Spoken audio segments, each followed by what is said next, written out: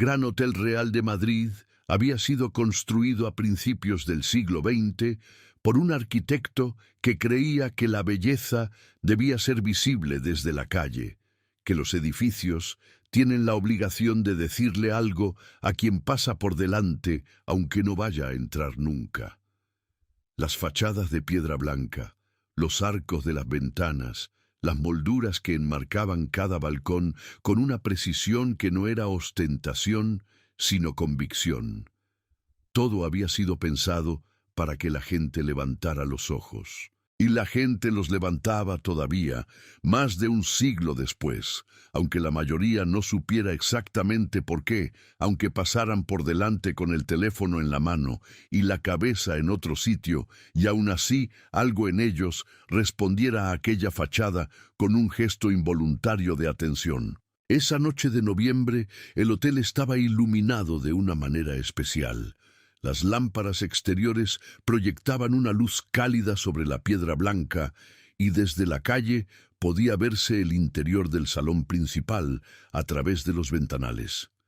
El movimiento lento y calculado de la gente, el brillo de los vestidos bajo las arañas de cristal, el destello intermitente de las copas que cambiaban de mano con esa fluidez que tienen las noches en que todo el mundo está siendo visto y todo el mundo sabe que está siendo visto y nadie lo admite.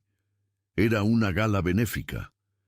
Al menos eso ponía en la invitación. Elena Navarro entró por la puerta de servicio del lateral a las 7 menos cuarto de la tarde, 20 minutos antes de que empezara su turno, porque ese era su hábito desde hacía décadas y no tenía ninguna razón para cambiarlo.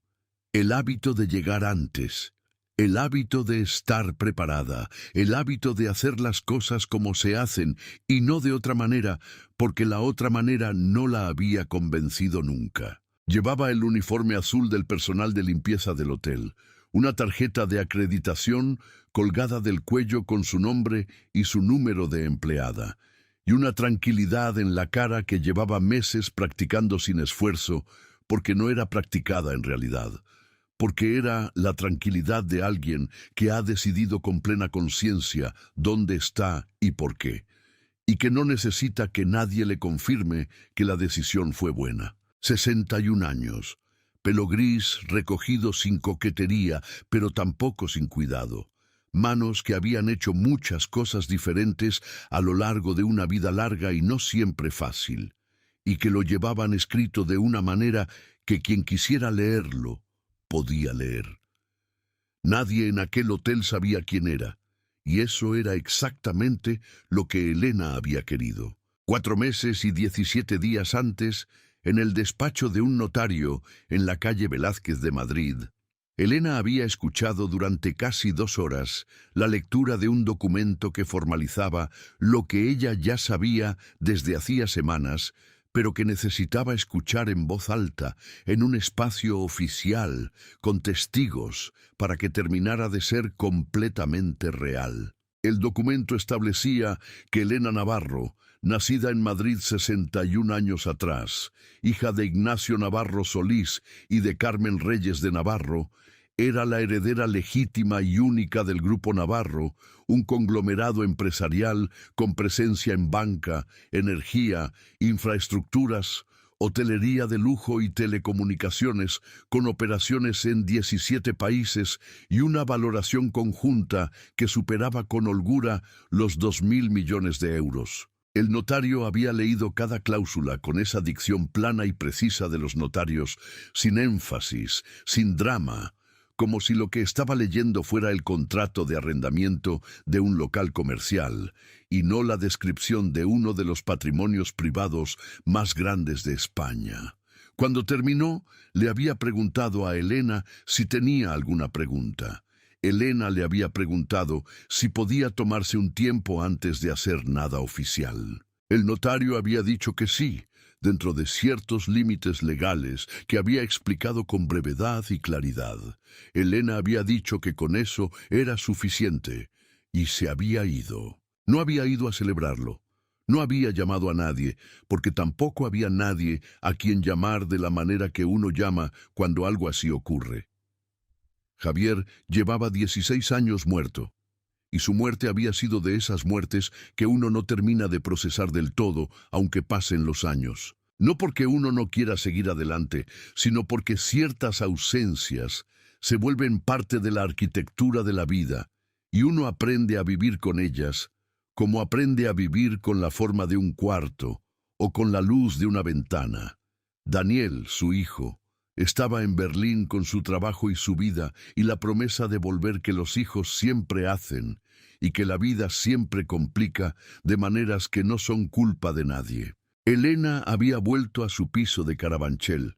Había preparado una tortilla de patatas porque era lo que le apetecía y porque llevaba toda la mañana en el notario sin comer, y el hambre, a diferencia de muchas otras cosas en la vida, no espera a que uno esté emocionalmente disponible para hacerse notar. Se había sentado a la mesa de la cocina con el plato delante y un vaso de agua y el silencio del mediodía en un piso pequeño de un barrio que no aparecía en las páginas de sociedad de ningún periódico, y había pensado durante un rato largo en lo que quería hacer, no en lo que debía hacer, en lo que quería.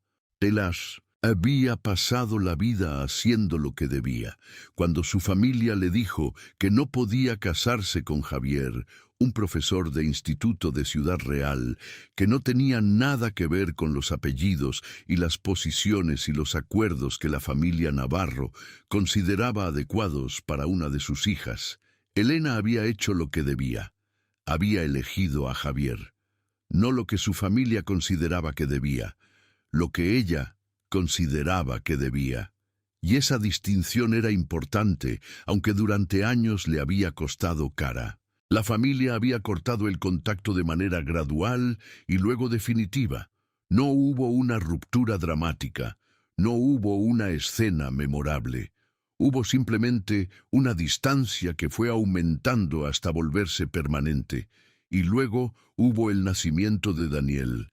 Y luego los años de enseñanza de Javier en institutos de diferentes ciudades, mientras Elena trabajaba en lo que había y criaba a un niño con la convicción de que lo estaban haciendo bien, aunque a veces fuera difícil saber exactamente qué era bien. Y luego había muerto Javier, de un infarto en el aula un martes de febrero, cuando Daniel tenía 12 años, y Elena había tenido que aprender a hacer sola todo lo que antes hacían juntos, que era mucho más de lo que parecía cuando uno lo hace de a dos y no tiene que pensar en ello porque simplemente ocurre, pero había salido adelante. Con trabajo, con la clase de terquedad tranquila, que no necesita que nadie la vea para sostenerse, y con la certeza que nunca la había abandonado del todo, aunque hubo momentos en que se había vuelto pequeña y difícil de encontrar, de que había elegido bien.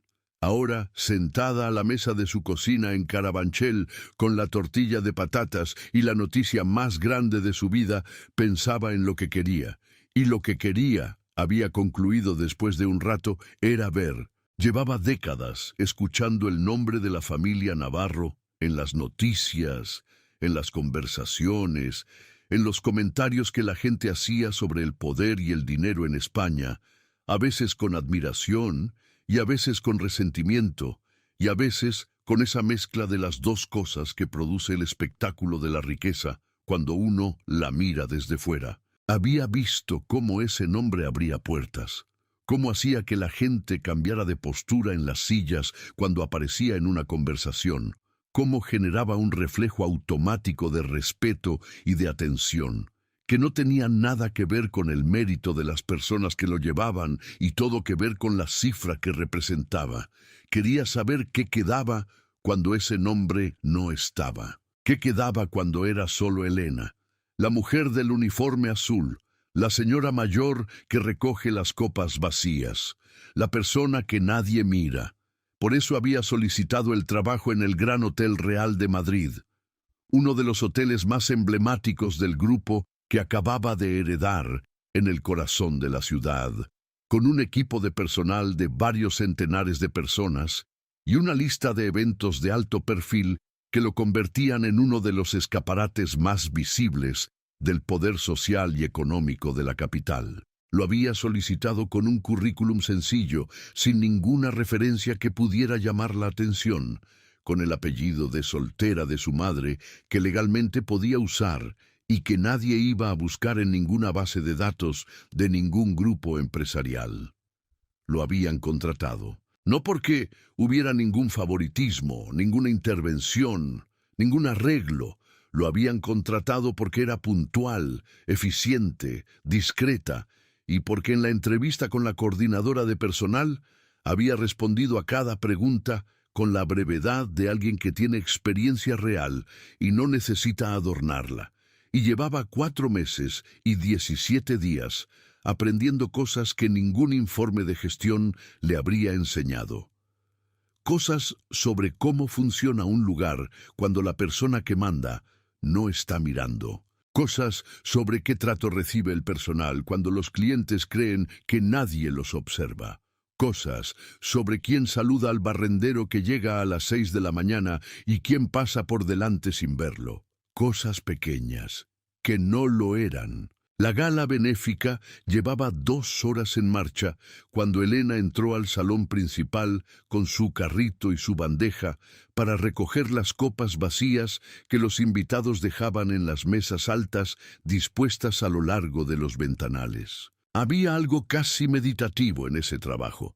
Una vez que uno le cogía el ritmo, el recorrido por el perímetro del salón, la lectura rápida de qué mesa necesitaba atención, el movimiento preciso y silencioso para no interrumpir las conversaciones de los que estaban alrededor, la vuelta al punto de partida para dejar las copas recogidas y volver a empezar. Un trabajo invisible por definición. Elena lo había entendido la primera semana y no le había molestado. La invisibilidad tiene sus usos. Cuando nadie te mira, puedes mirar tú. Y ella había mirado mucho. Aquella noche había en el salón algo más de 300 personas. La selección habitual de ese tipo de galas madrileñas. Empresarios de distintos sectores, algunos políticos en ejercicio y otros ya en la zona difusa entre la política y los consejos de administración.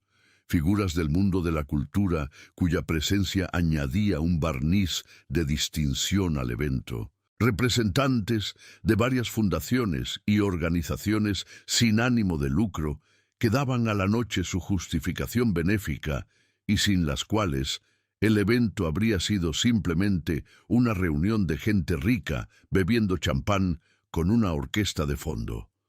La orquesta, por cierto, era buena.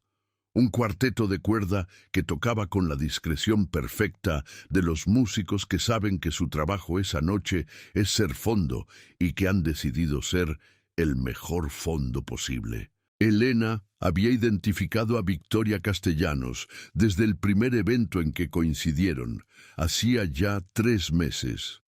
Era de esas personas que se identifican solas, no porque hagan nada extraordinario, sino porque tienen una manera de ocupar el espacio que es difícil de ignorar. 34 años, rubia, con esa precisión en el color que indica que alguien muy bueno se ocupa de mantenerlo. Alta, con la postura de alguien que ha aprendido que la postura comunica antes que las palabras. Vestida siempre de una manera que no era ostentosa, pero que tampoco dejaba ninguna duda sobre el nivel al que aspiraba y al que creía haber llegado. Casada con Alejandro Castellanos, uno de los empresarios más conocidos del sector de la construcción y las concesiones de obra pública en España. 62 años, un hombre que había empezado con nada o con casi nada, y que había construido una fortuna a base de una combinación de talento real para los negocios, una disposición decidida a moverse en los márgenes de lo que la ley permitía, y los contactos adecuados en los momentos adecuados. Un hombre que había aprendido que el dinero da poder, pero que el poder hay que ejercerlo constantemente o se erosiona, y que había interiorizado esa lección hasta el punto de que ya no podía apagarlo aunque hubiera querido. Victoria era distinta a su marido en estilo, pero no en esencia. Donde él era directo y brusco, ella era sonriente y calculada. donde él ignoraba a las personas que consideraba irrelevantes, con la eficiencia de quien no tiene tiempo que perder, ella las catalogaba con una atención que era casi su contraria, pero llegaba al mismo resultado. Elena la había visto hacer ese trabajo de catalogación desde el primer día. Entrar en un salón, hacer un recorrido visual rápido que procesaba la información con una velocidad que habría sido impresionante en otro contexto, y clasificar a cada persona presente en alguna de las categorías de su sistema privado de jerarquías. Las personas que importaban recibían una sonrisa inmediata, un acercamiento, una atención que era calculada pero suficientemente fluida para parecerse a lo espontáneo. Las personas que estaban en la zona media recibían un reconocimiento cortés y nada más, y las personas que no importaban recibían exactamente nada. No un gesto de hostilidad, simplemente nada, como si el espacio que ocupaban estuviera vacío. Elena llevaba 4 meses en esa última categoría, lo cual le había resultado, contra todo pronóstico, bastante informativo. Había aprendido más sobre cómo funciona realmente ese mundo, viendo cómo Victoria miraba a través de ella, que leyendo cualquier análisis de mercado o cualquier informe de consultora sobre el comportamiento de las élites económicas. Porque los informes describen, y lo que Elena quería era entender. Aquella noche, un poco antes de las 10, Elena estaba recogiendo copas junto a una de las mesas altas del centro del salón cuando notó que alguien se aproximaba desde su izquierda con una determinación específica.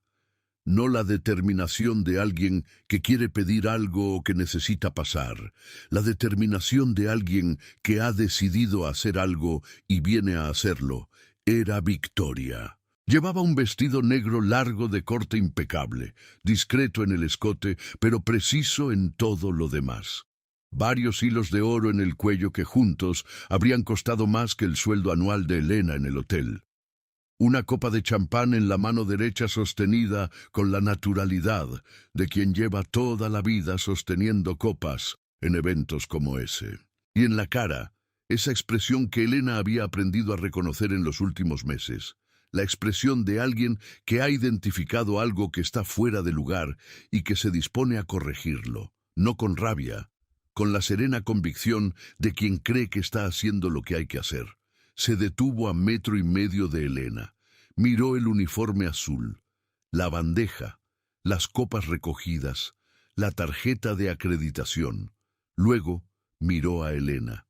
«¿Quién ha dejado entrar a esta mujer aquí?», dijo. Lo dijo en un volumen que no era un grito, pero que era claramente deliberado, suficientemente alto para que lo escucharan las personas de las 2 mesas más cercanas, suficientemente bajo para poder después, si fuera necesario, describirlo como una pregunta normal. Las cabezas giraron. Elena no se movió. Continuó ordenando las copas de la bandeja con los mismos movimientos de antes, sin acelerarlos ni ralentizarlos, con la misma cadencia exacta. «Este evento no es para personas como tú», continuó Victoria, dando un paso hacia adelante y mirando a Elena con una sonrisa que no era una sonrisa, sino la máscara que tiene el desprecio cuando quiere mantener las apariencias. Debe haber una confusión. Los turnos de limpieza durante los eventos de gala no incluyen presencia en el salón principal mientras los invitados están presentes. Eso está establecido en los protocolos del hotel.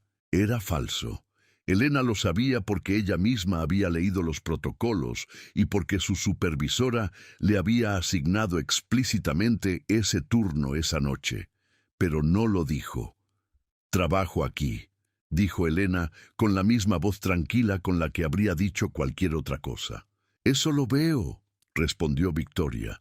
«El uniforme lo deja bastante claro». Algunas personas de las mesas cercanas sonrieron ligeramente, una risa pequeña, cómplice, de quien reconoce el tono de alguien que sabe usar las palabras como instrumentos de precisión. «Lo que digo», continuó Victoria, con una paciencia que era en realidad su forma de disfrutar del momento, es que esta noche hay aquí personas importantes y que el ambiente de un evento de este nivel no es compatible con la presencia visible del personal de servicios durante la velada. ¿Lo entiendes? Me han asignado a este salón esta noche, dijo Elena. Pues hay un error, y los errores se corrigen. Victoria miró alrededor en busca de alguien del equipo directivo. No encontró a nadie inmediatamente accesible. Y ese pequeño contratiempo, ese instante en que la realidad no respondió a su expectativa con la velocidad que esperaba, hizo algo en ella. No la enfadó, exactamente.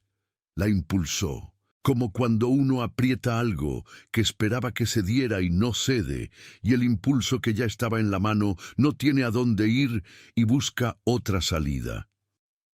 Se giró de nuevo hacia Elena. «Escúchame bien», dijo, y bajó ligeramente la voz, pero sin perder la claridad, que es la combinación más eficiente para la humillación pública cuando uno sabe usarla.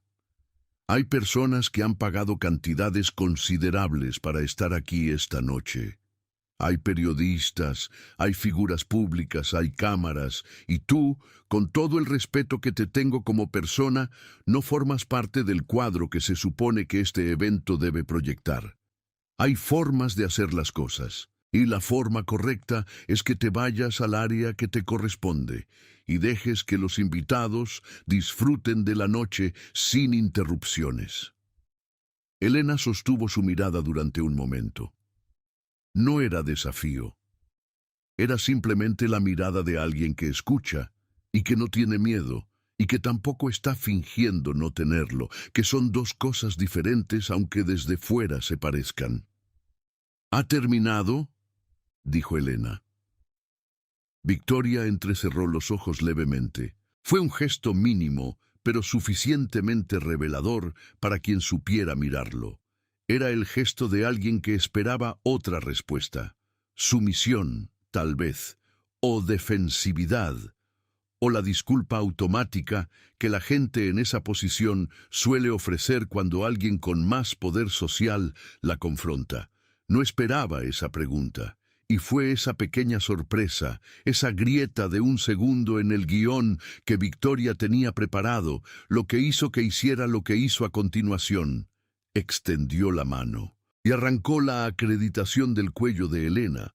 Fue un movimiento rápido, más rápido de lo que nadie esperaba, diseñado para parecer un gesto administrativo y no lo que era. La tarjeta salió del cordel con un chasquido pequeño y cayó al suelo de mármol con un golpe que en el radio de silencio que se había formado a su alrededor sonó más grande de lo que era. «¡Fuera!», dijo Victoria. «Ahora mismo». El silencio que siguió fue de una calidad específica. Era el silencio de 300 personas, de las cuales algunas habían visto lo que acababa de ocurrir y otras lo habían sentido sin verlo, ese cambio de atmósfera que se propaga en un espacio cerrado cuando algo sale de los límites de lo que se esperaba. Algunos invitados miraron hacia otro lado con la velocidad de quien decide activamente no haber visto. Otros miraron a Victoria con algo que podría haber sido aprobación o podría haber sido incomodidad. Era difícil distinguir desde fuera. Algunos miraron a Elena. Nadie habló. Elena se agachó despacio, recogió su tarjeta del suelo. La miró un momento, con esa mirada breve y sin énfasis de quien está confirmando que el objeto que acaba de recoger es lo que cree que es. La guardó en el bolsillo del uniforme. Luego recogió con cuidado la bandeja con las copas que había estado ordenando. La depositó en el carrito de servicio, verificó que todo estaba estable para no derramar nada, y caminó hacia la salida del salón con el mismo paso tranquilo con el que había entrado 2 horas antes. Las risas empezaron a escucharse detrás de ella cuando ya casi había llegado a las puertas. No de todo el mundo. En el salón había 300 personas, y la mayoría de ellas no eran crueles, eran solo cómodas, que es una categoría diferente, aunque a veces produce resultados similares. Pero había suficientes, y en el silencio relativo que rodeaba el momento, unas pocas risas suenan como muchas, se expanden, llenan el espacio que la incomodidad deja libre. Elena cruzó las puertas del salón, atravesó el pasillo de mármol del hotel, con sus apliques dorados y su moqueta granate, y los cuadros de escenas madrileñas enmarcados cada 4 metros, con una regularidad que alguien había calculado para crear sensación de orden y continuidad. Salió por la entrada principal a la calle. Hacía frío esa noche en Madrid, ese frío específico de noviembre en la capital, seco y limpio, que baja por la sierra y llega a la ciudad con algo de campo todavía adherido, y que hace que el aire huela durante unos días a algo más cercano a lo que el aire debería oler todo el año y no huele porque la ciudad no se lo permite. Elena se detuvo en la acera. No estaba temblando, no estaba al borde de las lágrimas. No sentía la rabia que habría sido comprensible y que habría tenido todo el derecho a sentir. Sentía algo más tranquilo y más difícil de nombrar. Sentía la confirmación de algo que ya sabía, pero que había necesitado ver con sus propios ojos para que terminara de serle completamente útil. Sacó el teléfono del bolsillo del uniforme. Buscó un número en la agenda. Marcó. El teléfono sonó 2 veces antes de que respondieran. «Rodrigo», dijo Elena. «Creo que es el momento». Hubo una pausa de un segundo al otro lado. «Esta noche», dijo Rodrigo Herrera. «Esta noche», confirmó Elena. «Y trae los documentos de la Junta. Todos. En 20 minutos estamos allí». Elena guardó el teléfono. Se subió ligeramente el cuello del uniforme contra el frío. Y esperó. 9 minutos después, una caravana de 3 vehículos negros dobló la esquina de la calle Mayor y se detuvo frente a la entrada principal del Gran Hotel Real de Madrid, con una coordinación que no era llamativa porque no buscaba serlo, pero que era perfecta porque había sido ensayada para momentos como ese. Los coches eran discretos, sin distintivos, berlinas oscuras que en Madrid pasan desapercibidas porque hay suficientes como para que se vuelvan invisibles. Las puertas se abrieron. Descendieron primero varias personas con trajes oscuros y carpetas, hombres y mujeres, con la expresión concentrada de quien está trabajando en algo que importa y sabe que importa. Después, el asistente personal de Rodrigo. Después, 2 miembros del equipo jurídico del grupo, que Elena reconoció de las reuniones de los últimos meses, y del segundo vehículo descendió Rodrigo Herrera. 56 años, cabello gris peinado hacia atrás, con una sencillez que era también una declaración de que no necesitaba nada más que sencillez. Traje azul marino de corte impecable. La postura de alguien que ha tomado decisiones difíciles durante muchos años y ha aprendido a llevarlas en el cuerpo sin que se noten demasiado.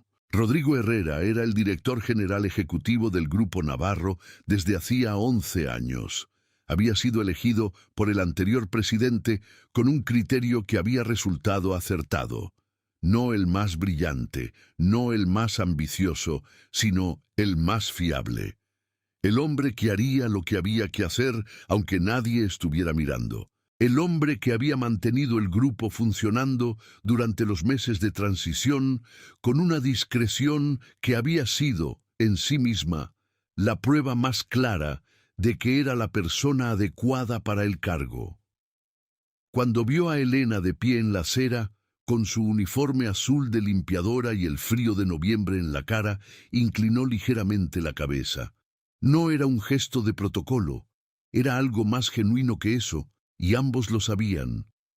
«Señora Navarro», dijo, «la junta directiva la está esperando». El portero del hotel, que llevaba en su puesto desde hacía 18 años y que creía haber visto ya prácticamente todo lo que un hotel de ese nivel puede producir en términos de situaciones inesperadas, procesó lo que acababa de escuchar con una lentitud que no era torpeza sino la lentitud específica de quien intenta encajar una información que no encaja en ningún esquema previo. Dos personas del personal de sala que habían salido a tomar el aire fumando se quedaron con los cigarrillos olvidados entre los dedos. «Dame 10 minutos», dijo Elena. «Por supuesto», dijo Rodrigo. Elena volvió a entrar al hotel, no por la puerta principal, por la puerta lateral, la de servicio, la que llevaba directamente al sótano y a los vestuarios del personal. Bajó las escaleras, abrió su taquilla. Dentro, colgada desde el día anterior, con ese cuidado anticipatorio que era una de sus características más constantes, había un conjunto que había elegido con la misma lógica con la que elegía todo. No para impresionar a nadie, sino para estar cómoda siendo lo que era. Una chaqueta de lana gris, oscuro de corte recto, unos pantalones negros sin adornos, unos zapatos de cuero sencillos pero bien hechos, con la suela gastada de manera uniforme que indica que quien los lleva camina mucho y no le importa. Se cambió. Dobló el uniforme azul con cuidado y lo depositó en la taquilla con la misma meticulosidad con la que lo habría tratado cualquier otro día. Guardó la tarjeta de acreditación encima del uniforme doblado con la foto hacia arriba. La miró un momento antes de cerrar la taquilla. Elena Navarro, número de empleada 2.847, Departamento de Limpieza y Mantenimiento. Cerró la taquilla. Mientras subía las escaleras del sótano hacia el nivel del vestíbulo, se cruzó con Marcos en el rellano del primer tramo. 23 años, de Ciudad Rodrigo, con esa energía tranquila de los jóvenes que todavía creen que el trabajo honesto conduce a algún sitio, aunque nadie a su alrededor les haya demostrado todavía que es así. Elena le había tomado aprecio en los primeros días, no porque él hiciera nada especial, sino porque no hacía nada calculado, y en ese entorno, eso era en sí mismo algo especial.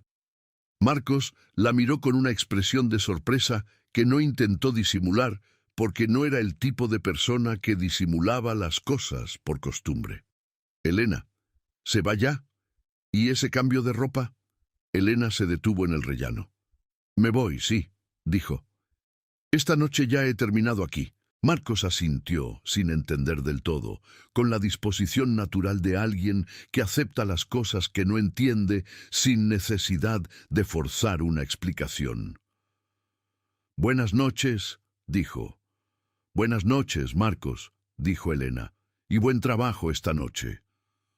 Marcos la miró bajar las escaleras con algo en la cara que no sabría haber nombrado si alguien le hubiera preguntado. Elena cruzó el vestíbulo principal con paso tranquilo, saludó con un gesto al recepcionista de guardia, que la miraba con una expresión que estaba a medio camino entre la confusión y algo que se parecía al reconocimiento de que algo importante está ocurriendo, aunque no sepa exactamente qué, y salió al exterior.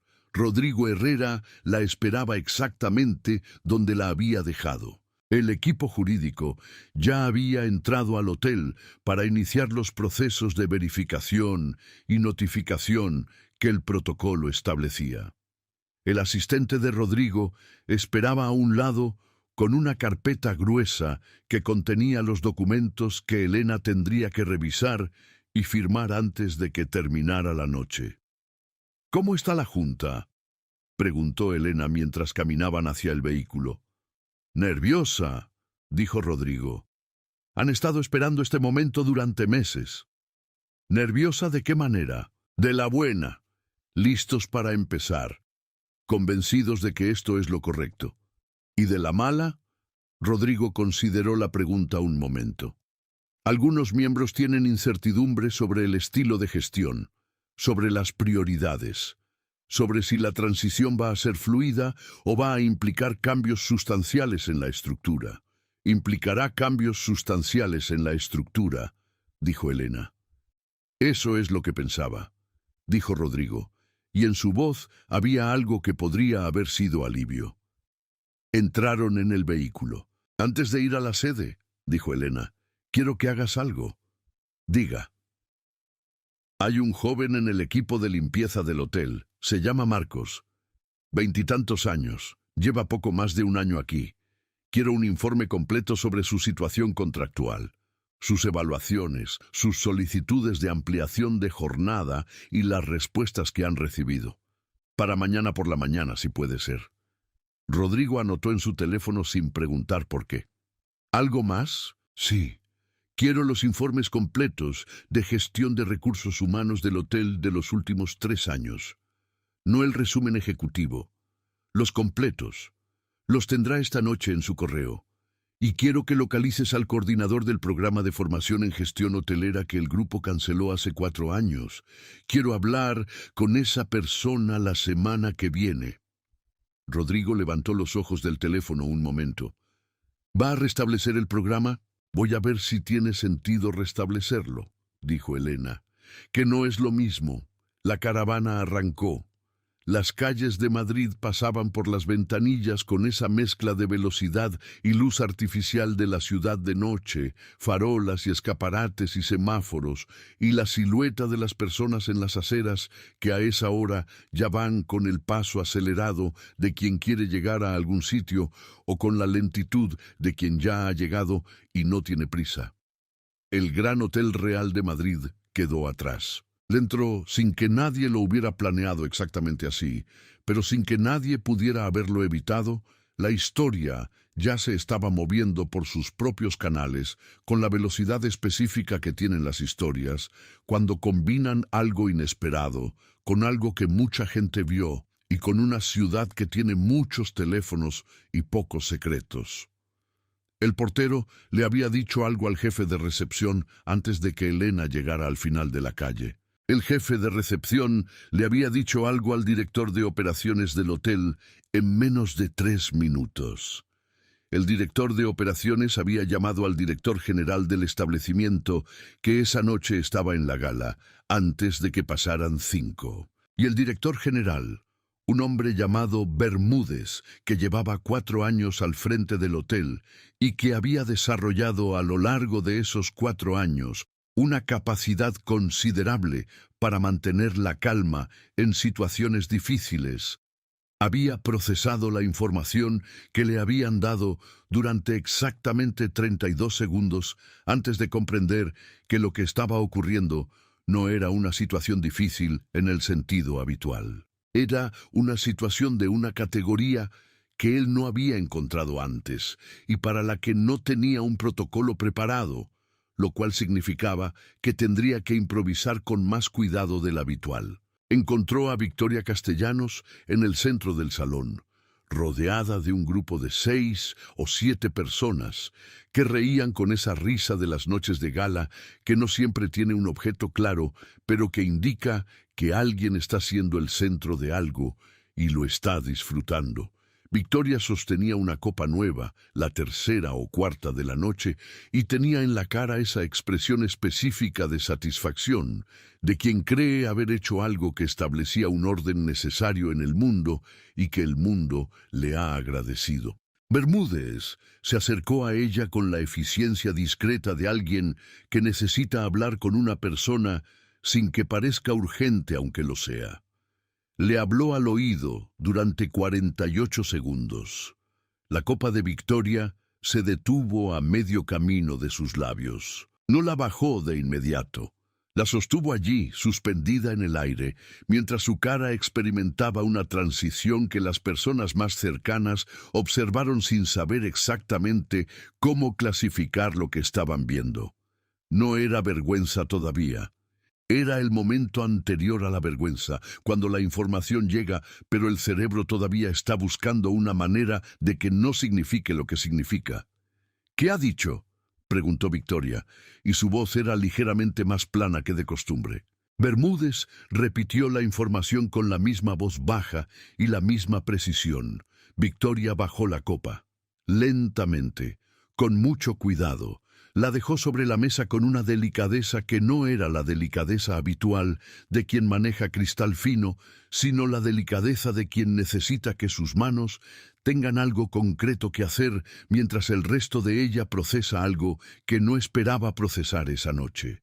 En los 2 días siguientes, los principales medios económicos y de información general de España publicaron la noticia en portada. No fue una filtración. No hubo ninguna fuente anónima, ningún periodista que había estado en la gala y había sacado su teléfono en el momento justo, ningún empleado del hotel que había vendido una historia. Fue una comunicación oficial del Grupo Navarro, emitida a las 9 de la mañana del lunes siguiente a través de los canales habituales de la compañía, con la sobriedad y la precisión que caracterizan a los documentos, que cambian cosas importantes sin necesitar dramatismo para hacerlo. El comunicado informaba de que Elena Navarro, heredera legítima del Grupo Navarro, según el acuerdo sucesorio establecido por la familia fundadora, había asumido formalmente la presidencia ejecutiva del grupo en la reunión de la Junta Directiva celebrada en la madrugada del sábado al domingo, con el respaldo unánime de todos los miembros presentes. Incluía una fotografía de Elena tomada en la reunión de la Junta, traje gris oscuro, el pelo recogido, sentada a la cabecera de una mesa larga de madera oscura, con una expresión tranquila que no intentaba decir nada más de lo necesario. La foto era de buena calidad, pero no especialmente favorecedora, en el sentido en que se entiende favorecer en los medios. Era simplemente una fotografía de una mujer de 61 años sentada en el lugar que le correspondía. Lo que ocurrió después fue lo que ocurre cuando una historia tiene todos los elementos que los medios y las redes saben convertir en algo que no para de crecer. Había una protagonista que no encajaba en el papel que le habían asignado. Había una antagonista que había actuado con una arrogancia perfectamente documentada delante de cientos de testigos. Había una revelación con timing impecable. Y había por debajo de todo eso algo que la gente reconocía y ante lo que no podía ser completamente indiferente. La historia de una mujer que había elegido una vida que nadie habría elegido en su lugar, que había perdido cosas importantes por esa elección y que sin embargo había llegado a ese momento siendo reconociblemente ella misma, sin haber tenido que convertirse en otra persona para sobrevivir. En 48 horas, la historia había cruzado todas las plataformas posibles. Los artículos generaban comentarios que generaban respuestas que generaban más artículos. Los programas de televisión organizaban debates sobre el caso. Las redes llenaban el nombre de Victoria Castellanos de una manera que, para alguien cuya vida social dependía en gran medida de la percepción pública, era una catástrofe de primera magnitud. Victoria no hacía declaraciones, y esa ausencia, en un momento en que todo el mundo esperaba que dijera algo, era en sí misma una presencia constante en todos los artículos, que la citaban como fuente, aunque no hubiera dicho nada precisamente porque no hubiera dicho nada. El teléfono de Elena no paraba de recibir llamadas. Ella no las cogía. Tenía un equipo para eso, un equipo que llevaba meses preparándose para este momento, que clasificaba las comunicaciones entrantes y le presentaba cada tarde un resumen de lo que consideraba relevante según los criterios que ella misma había establecido. Lo que sí leía Elena eran los informes del hotel. Los leyó con detenimiento durante varios días, en la oficina que le habían preparado en la planta 15ª de la sede central del Grupo Navarro, en el Paseo de la Castellana. Una oficina grande y luminosa, con ventanas que daban a los árboles de la avenida, que en noviembre estaban ya casi desnudos, con esa elegancia árida de las cosas que no necesitan adornos para tener presencia, y que Elena observaba a veces entre un informe y otro, con la atención de quien está pensando en algo concreto usando los árboles como apoyo. Los informes le contaban cosas que ningún resumen ejecutivo habría incluido, porque ningún resumen ejecutivo está diseñado para incluirlas. Le contaban que el 93% de los contratos del personal de servicio eran temporales con renovación trimestral, lo que significaba que casi nadie del equipo que mantenía el hotel funcionando tenía ninguna seguridad real sobre si seguiría trabajando allí en 4 meses. Le contaban que la rotación anual en ese departamento era del 67%, lo que significaba que en año y medio la composición del equipo había cambiado casi completamente. Le contaban que las solicitudes de ampliación de jornada o de conversión a contrato indefinido habían sido denegadas de manera sistemática sin documentación de los motivos, lo cual era legalmente válido, pero indicaba una política deliberada. Le contaban los protocolos de formación, que consistían en un día de inducción y nada más. Le contaban las condiciones de los vestuarios del personal, que Elena conocía de primera mano y que había encontrado funcionales en el sentido más básico posible, que las duchas funcionaban y que los taquillas cerraban con llave y que había luz suficiente para ver lo que uno buscaba. Le contaban los sistemas de evaluación del rendimiento que medían velocidad y ausencias y nada que tuviera que ver con la calidad del trabajo o con la actitud o con ninguna de las cosas que hacen que una persona sea valiosa para un equipo a largo plazo. Elena tomaba notas con una pluma estilográfica azul en un cuaderno de espiral que había comprado en un estanco de Carabanchel y que habría resultado incongruente en esa oficina si Elena hubiera sido el tipo de persona a quien le importa ese tipo de incongruencia. No lo era. El jueves de esa semana, Rodrigo le trajo el informe sobre Marcos. 23 años, natural de Ciudad Rodrigo, provincia de Salamanca, donde su familia tenía un negocio de fontanería que había sobrevivido la crisis de otra manera que sobrevive la gente que no tiene más opción que sobrevivir. Había llegado a Madrid con 19 años para estudiar un ciclo de formación profesional en gestión hotelera que había terminado con las mejores notas de su promoción. Llevaba 14 meses en el hotel con un contrato de jornada parcial de 20 horas semanales que se renovaba cada 4 meses. Había presentado 2 solicitudes formales de ampliación de jornada, una a los 6 meses y otra a los 10. Ambas habían sido marcadas como recibidas en el sistema. Ninguna había recibido respuesta documental. Sus evaluaciones de rendimiento eran las más altas de su equipo de manera consistente en todos los periodos evaluados. No tenía ningún proceso disciplinario, nunca había llegado tarde, nunca había faltado sin justificación. Elena leyó el informe 2 veces. ¿Encontraste al coordinador del programa de formación?, preguntó. Sí, se llama Fernando Ríos. Está trabajando actualmente en una consultora de recursos humanos en Barcelona. Estuvo al frente del programa durante 7 años antes de que lo cerraran. Llámalo. Dile que me gustaría hablar con él la semana que viene. Y dile para qué. ¿Para qué? Para ver si tiene sentido reabrir el programa con un enfoque diferente al que tenía antes, más amplio, no solo para el hotel, para todo el grupo. Rodrigo asintió. Empezamos el proceso para Marcos. Empiézalo, dijo Elena. Pero que no sepa de dónde viene la iniciativa todavía. Quiero que el proceso sea limpio, que llegue a donde llegue por sus propios méritos y porque el sistema funciona como debería funcionar, no como un favor. Entendido. Y una cosa más, dijo Elena. La reunión de la semana que viene con el comité de dirección del hotel. Quiero que sea en el hotel, en la sala de reuniones del personal, en el sótano, no en la sala de dirección de la planta primera. Rodrigo la miró.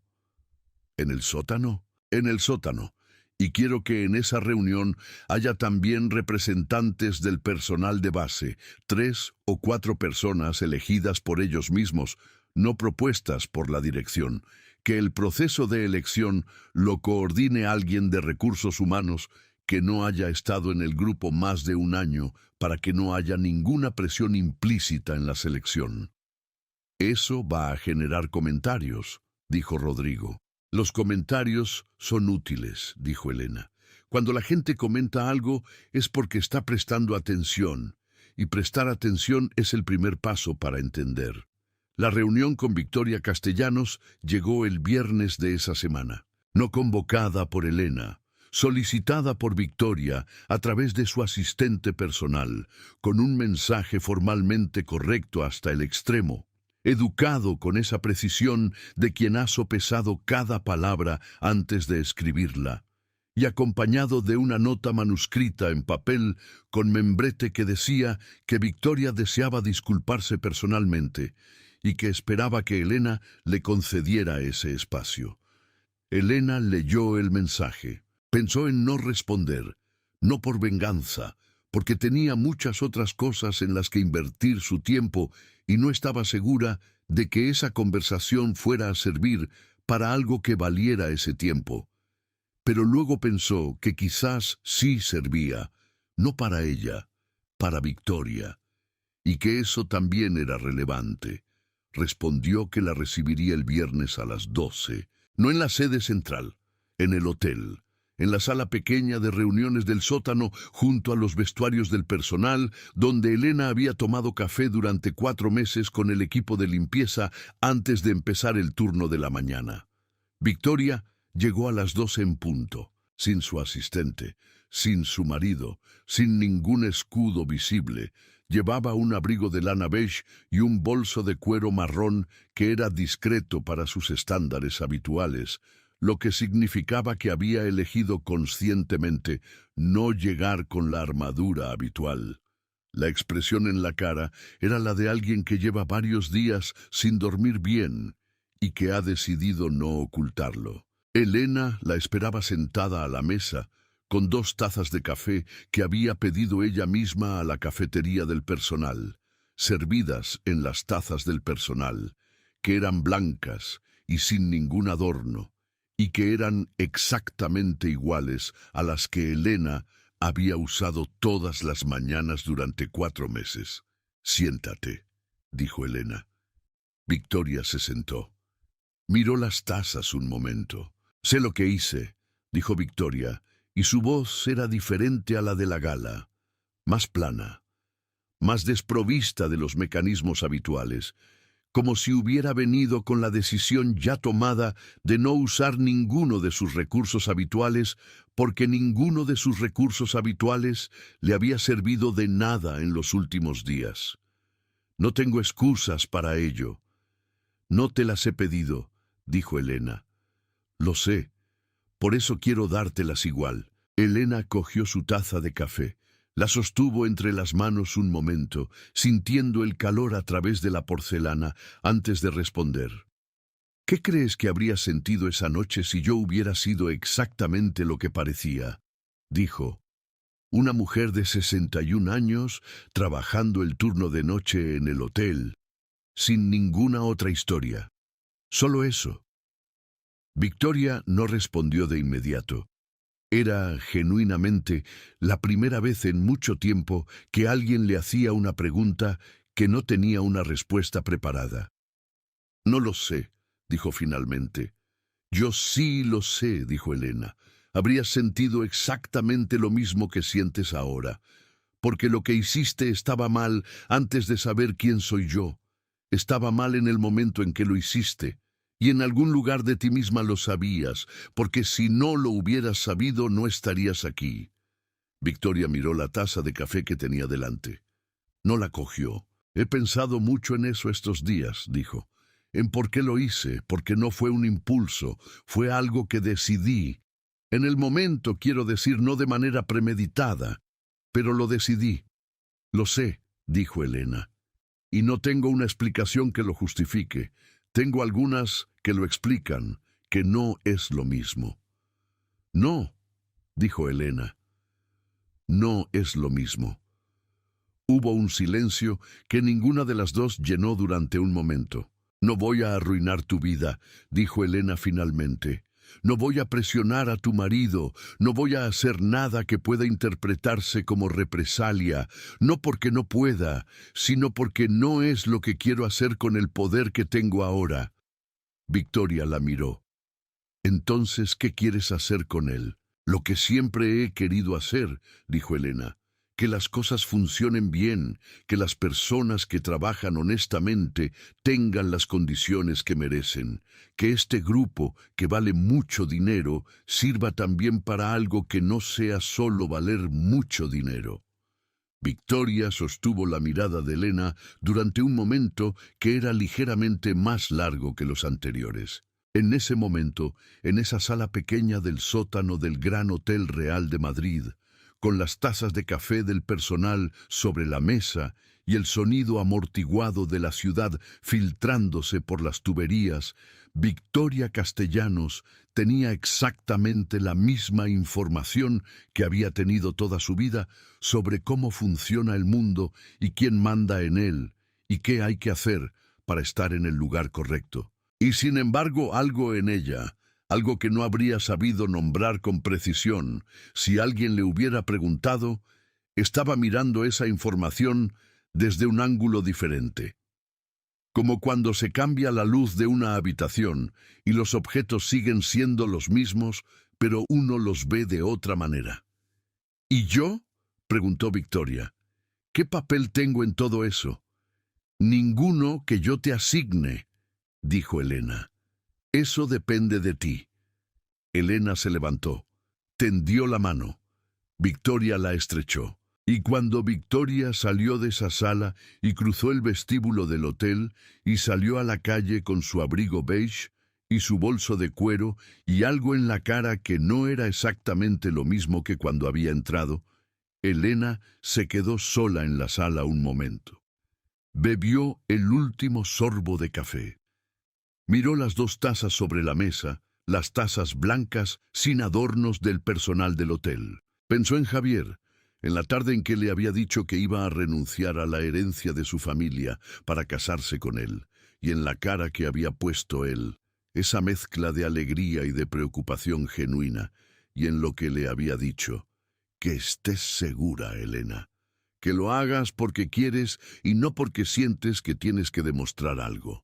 Y en que ella había respondido que sí, que estaba segura, que lo hacía porque quería, y que había sido verdad entonces, y seguía siendo verdad ahora, aunque habían pasado 30 y tantos años, y las cosas habían sido lo que habían sido. Pensó en Daniel, a quien llamaría esa tarde desde la oficina de la Castellana, y que escucharía todo, sin interrumpir, porque eso era lo que hacía Daniel cuando su madre le contaba algo importante, y que al final diría algo que probablemente sería perfecto en esa manera suya de ser perfecto sin pretenderlo.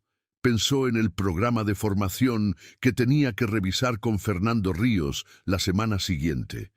Pensó en Marcos y en las solicitudes de ampliación de jornada que nadie había respondido. Pensó en los almendros de la finca familiar en Toledo, que según los informes no habían sido bien cuidados en años y que probablemente necesitaban más atención de la que nadie les había dado. Había mucho trabajo, lo cual no era un problema. Era, si una lo miraba con los ojos correctos, todo lo contrario de un problema. Era la razón para levantarse cada mañana con la convicción de que el día que empieza va a servir para algo. Y Elena Navarro, que había aprendido eso hace mucho tiempo en una cocina pequeña de Carabanchel, se levantó de la silla, recogió las dos tazas y las llevó al fregadero del pequeño office contiguo, porque ese era su hábito y no tenía ninguna razón para cambiarlo. Salió de la sala con el mismo paso tranquilo con el que había entrado, cruzó el vestíbulo del hotel, saludó al portero que llevaba 18 años en su puesto con el mismo gesto con el que lo saludaba cada mañana cuando llegaba al turno, y salió a la calle. El frío de noviembre seguía ahí, los árboles de la avenida seguían desnudos, y Madrid seguía siendo la ciudad que era, con todo lo que eso implicaba, lo bueno y lo difícil, y lo que todavía estaba por decidir. Elena caminó. sin prisa, sin ruido, como siempre. Si esta historia te llegó al corazón, dale a me gusta y suscríbete para que no te pierdas ninguna más. Hay muchas historias como esta esperando ser contadas.